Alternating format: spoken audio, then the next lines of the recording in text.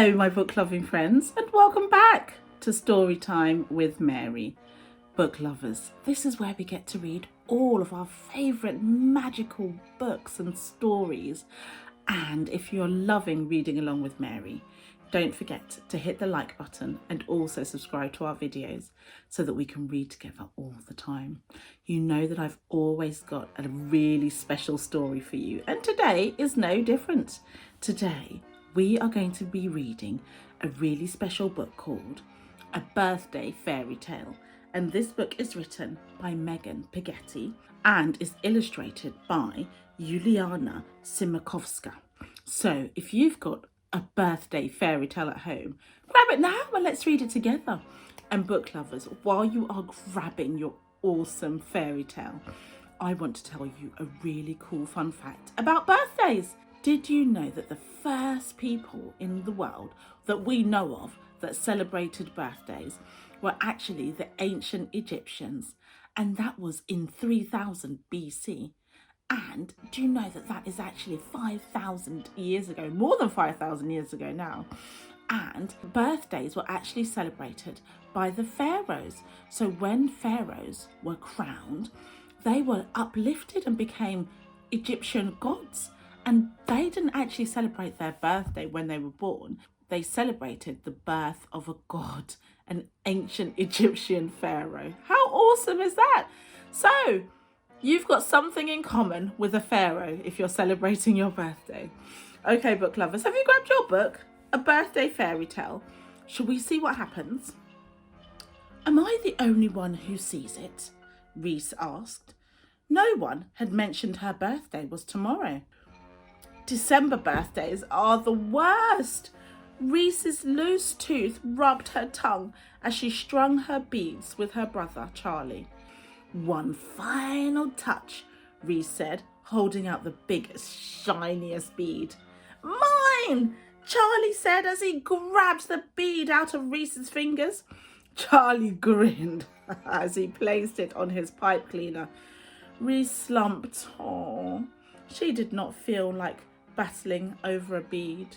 Rummaging through the container, she found the only glow-in-the-dark butterfly bead. Perfection! Reese dashed away, ready to show it off. Mum was distracted. Dad was working. No one cared about her bracelet. No one cared about her birthday. And no one cared about her. Alone in bed on her birthday eve, she sniffled. How could they all forget? Reese rubbed her beads and wiggled her loose tooth with her tongue. With tears in her eyes, she whispered, maybe I should just pack up and move to the treehouse. She tiptoed out of bed, pulled her suitcase, and put on her favourite dress. Fairy wings, stuffed animals, books, my tutu. Wait a minute, I can't forget my tooth fairy pillow. Aha! She bounced from toe to toe. There must be a birthday fairy too. How can I bring the birthday fairy to me? The glow of her perfect butterfly bead caught her eye. Of course, my bracelet!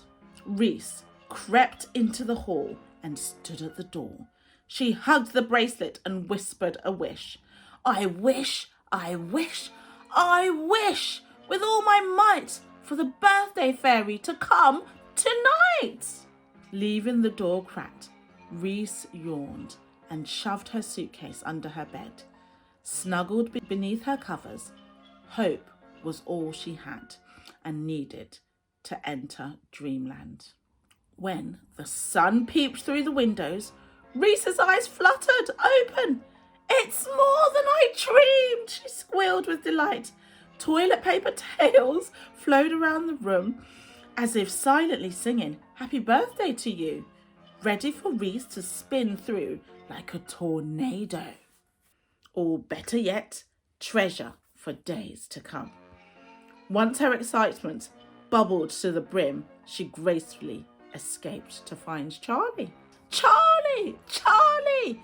Come to see my room. The birthday fairy came. The birthday fairy came. Charlie's jaw dropped in awe at the toilet paper tangled room. No Hey, there's a birthday fairy too, he squealed, but Reese had already danced off to find Mum and Dad. Mum! Dad! Reese sang, sliding into the kitchen, only to discover no one had forgotten her birthday after all. You've made your wish, I'm on my way. Zoom through the night for your birthday. Up and down in your room I'll sail, over and under till you're fairy-tailed. Book lovers, how cool is that book? Reese thought that everybody had forgotten her birthday, but they hadn't, had they?